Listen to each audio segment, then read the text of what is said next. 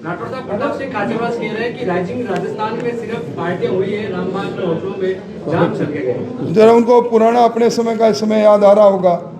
प्रताप सिंह जी की स्मृतियों में पुरानी फिल्म चल रही है। ये खुद होटलों में कितने दिन रहे। जो सरकार लंबे समय तक 70 दिन होटलों में, अलग अलग होटलों में कैद रहे अपने लोगों के साथ, उसको होटल याद आ रहे हैं। कुछ किया जा रहा है सर। मुख्यमंत्री जी हमारे मुखिया है। संगठन हो चाहे राजस्थान के आम जनता हो, स्वतः ही जब इस प्रकार का जन नेता है तो जनता के द्वारा कई कार्यक्रम किए जाएंगे, जिसमें रक्तदान शिविर भी एक बड़ा कार्यक्रम है। अनेकों कार्यक्रम है। कांग्रेस के नेता भी सरकार के कामकाज को गिना रहे हैं कि आरपीसी बंद नहीं हुई, ऐसा ही पेपर भर्ती जो कि रद्द नहीं हुई, और जिलों को लेकर जो फैसला करना था वो भी फैसला नहीं। अभी आगे देखो होता है क्या। कांग्रेस ने 1 साल की उपलब्धियां और भजनलाल जी की सरकार की 1 साल की उपलब्धियां, इन दोनों की तुलना आप करोगे, तुलनात्मक कागज भी हम आपके सामने रखेंगे, तो आपको लगेंगे कि वो तो कदम ताल कर रहे थे और हम तेज गति से राजस्थान को आगे ले जा रहे हैं। ये पहला बार नहीं। मुख्यमंत्री जी और सरकार का फैसला, संगठन का फैसला, हर वर्षगांठ पर हम अपना रिपोर्ट कार्ड जनता के बीच में रखेंगे। रिपोर्ट कार्ड रखने वाली पहली भजनलाल जी की सरकार पारदर्शी सरकार है। एक साल का लेखा जोखा हम जनता के बीच में रख रहे हैं। 1 साल बाद अगले साल का लेखा जोखा हम फिर रखेंगे। इसलिए अगर दोनों सरकार की तुलना करोगे तो उस समय भ्रष्टाचार की गूंज हुआ करती थी, यहाँ पारदर्शिता की गूंज है। उसमें पेपर माफियों पर सरकार का जबरदस्त था। यहाँ पेपर माफिया जेल में बैठे हैं।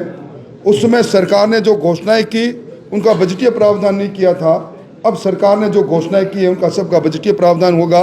और आप देखेंगे 17 तारीख को भूतो न भविष्यति, इतनी आधारभूत संरचनाओं की स्वीकृति, उनका लोकार्पण और उनका शिलान्यास, ये इतनी बड़ी संख्या में होंगे कि आप खुद देखेंगे कि राजस्थान तेज गति से आगे जा रहा है।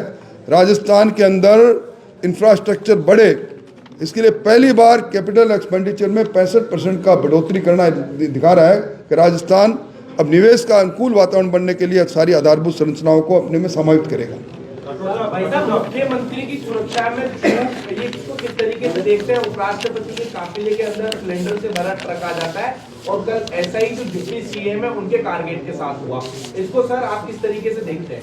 देखिए, जो भी हुआ वो नहीं होना चाहिए और इस पर गंभीरता से प्रशासनिक व्यवस्थाओं में लगे लोग इसका आकलन कर रहे हैं, जांच कर रहे हैं। और मैं समझता हूं कि कोई एकाएक घटना को हम इस बात से जोड़कर नहीं दे सकते कि इसमें कोई चूक हुई है। ये दुर्घटना थी, दुर्घटना कभी भी घटित हो सकती है, पर होनी नहीं चाहिए। इसके बारे में आगे से सावचेती हो रही है। आपका सवाल है, लंबा अनुभव है आपको विधायकी का। मेरा सवाल ये है कि जब प्रधानमंत्री यहाँ पर आए थे राजस्थान में, उन्होंने कहा था कि राजस्थान की लॉ एंड ऑर्डर बहुत अच्छा है, लेकिन आप ही के एक जो एमएलए हैं बाल मुकुंदाचार्य, वो सड़कों पर निकलते हैं, आईडी कार्ड शेयर करते हैं, महिलाओं को उल्टा सीधा बोलते हैं, लोगों से बदतमीजी करते हैं। तो ये अधिकार किसी विधायक का नहीं है, इस तरीके से चेक नहीं कर सकते, तो ये क्यों कर रहे हैं? वो खुद लॉ एंड ऑर्डर की स्थिति पैदा कर रहे हैं। देखिए, कोई व्यक्तिगत तौर पर अगर कुछ करता है तो ये संज्ञान में संगठन के और सरकार के नहीं है। इसको जहाँ इन बातों का उत्तर जहाँ देना चाहिए वही उत्तर दे पाएंगे। राठौर साहब, सरकार की 1 साल की उपलब्धियों पे बात कर रहे हैं, विपक्ष ये कह रहा है कि सिर्फ घोषणाएं हुई है, धरातल पे कुछ नहीं। विपक्ष शायद चश्मे का नंबर बदल ले तो ठीक है।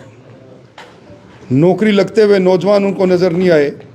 कल 7,000 करोड़ रुपए 17 लाख किसानों के खाते में एक टिक के साथ चले गए, उनको नजर नहीं आए। 450 रुपये में मिलता सिलेंडर उनको नजर नहीं आया। मैं समझता हूं कि राजस्थान के अंदर 9 ग्रीन कॉरिडोर बनते हुए उनको नज़र नहीं आए। ये सारी बातें एक साथ 10 पॉलिसीज बनाना, नीतिगत निर्णय करना, क्यों नहीं बनाई उन्होंने पॉलिसी? क्यों नहीं संशोधन किया उन्होंने? क्योंकि उनमें हेतु उस सरकार का दूसरा था। वो नीतिगत निर्णय लेते थे भ्रष्टाचार के, हम नीतिगत निर्णय लेते हैं जन कल्याण के लिए।